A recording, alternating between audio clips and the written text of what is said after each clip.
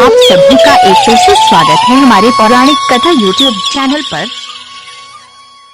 ब्रह्मवैवर्त पुराण के अनुसार मां के गर्भ से नहीं जन्मी थी राधा। धर्म ग्रंथों के अनुसार भाद्रपद मास के शुक्ल पक्ष की अष्टमी तिथि को राधा जन्माष्टमी का पर्व मनाया जाता है। ऐसी मान्यता है कि इसी दिन ब्रज में श्री कृष्ण की प्रेयसी राधा का जन्म हुआ था।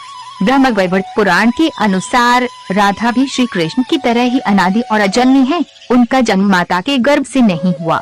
इस पुराण में देवी राधा जन्म से जुड़ी एक अद्भुत कथा का उल्लेख मिलता है।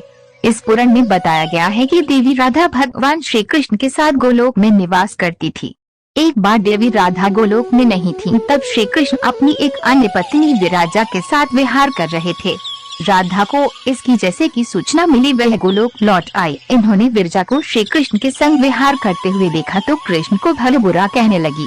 राधा को क्रोधित देखकर विरजा नदी बनकर वहां से चली गई। कृष्ण को बुरा कहने पर श्री कृष्ण के सेवक और मित्र श्री दामा को क्रोध आ गया और उन्होंने देवी राधा का अपमान कर दिया। इससे देवी राधा और क्रोधित हो गई। इन्होंने श्री दामा को राक्षस कुल में जन्म लेने का शाप दे दिया।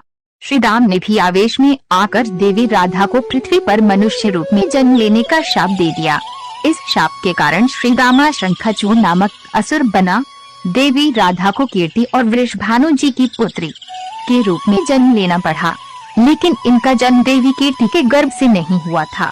ब्रह्म पुराण में बताया गया है कि श्री दामा और देवी राधा ने जब एक दूसरे को शाप दे दिया, तब भगवान श्री कृष्ण ने आकर देवी राधा से कहा कि पृथ्वी पर तुम्हें गोकुल में देवी कीर्ति और वृषभानु की पुत्री के रूप में जन्म लेना होगा। वहाँ तुम्हारा विवाह रायण नामक एक वैश्य से होगा और सांसारिक तौर पर तुम रायण की पत्नी कहलाओगी। रायण मेरा ही अंश होगा। राधा रूप में तुम मेरी प्रिया बनकर रहोगी और कुछ समय तक आपका मेरा विछोह रहेगा। इस बात भगवान श्री कृष्ण ने कहा कि अब आप वृषभानु के घर में जन्म लेने की तैयारी करें।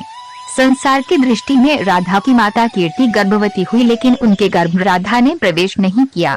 कीर्ति ने अपने गर्भ में वायु को धारण कर रखा था और योग माया के सहयोग से कीर्ति ने वायु को जन्म दिया, लेकिन वायु के जन्म के साथ ही वहाँ राधा कन्या रूप में प्रकट हो गई।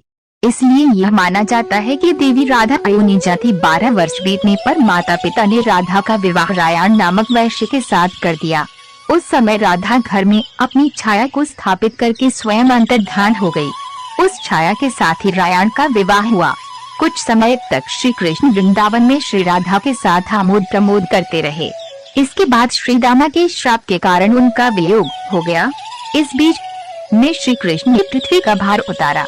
100 वर्ष पूर्ण हो जाने पर तीर्थ यात्रा के प्रसंग से श्री राधा ने श्री कृष्ण का दर्शन प्राप्त किया। इसके बाद श्री कृष्ण राधा के साथ गोलोक धाम पधारे। समस्त व्रत कथाओं को सुनने के लिए आज ही हमारा चैनल सब्सक्राइब करें और हमारे नई व्रत कथा का नोटिफिकेशन पाने के लिए बेल आइकन दबाना न भूलें।